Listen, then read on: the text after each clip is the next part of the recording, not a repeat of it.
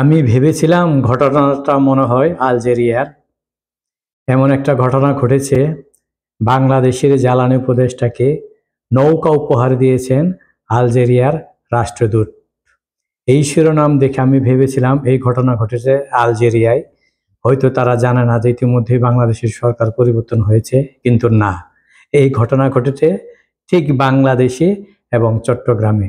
চট্টগ্রামে জ্বালানি সংক্রান্ত এক অনুষ্ঠানে আলজেরিয়ার রাষ্ট্রদূত বাংলাদেশের জ্বালানি উপদেষ্টাকে নৌকা উপহার দেন। এর মানে কি? এটা হলো কূটনীতির ভাষা। এর মানে হলো তিনি কূটনীতির ভাষায় বুঝিয়ে দিয়েছেন বাংলাদেশে নৌকা ছাড়া আর কোনো বিকল্প নেই। তারা আগেও নৌকার সাথে ছিল, এখনো নৌকার সাথেই আছেন। তা না হলে এই উপদেষ্টাদের কেন তারা নৌকা উপহার দিবেন?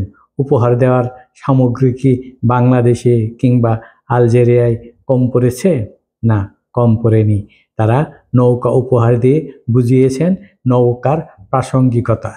বাংলাদেশে নৌকার মার্কার প্রতীক যে একটা জনপ্রিয় প্রতীক, এবং এই প্রতীকের যে রাজনৈতিক দল সেই আওয়ামী লীগ, এবং সেই আওয়ামী লীগের নেতা সাবেক প্রধানমন্ত্রী শেখ হাসিনা এখনও যে আলজেরিয়ার কাছে প্রাসঙ্গিক এবং গুরুত্বপূর্ণ ব্যক্তি হিসেবে বিবেচিত, এই উপহারের মাধ্যমে কূটনৈতিক ভাষায় তাই কিন্তু বোঝানো হয়েছে।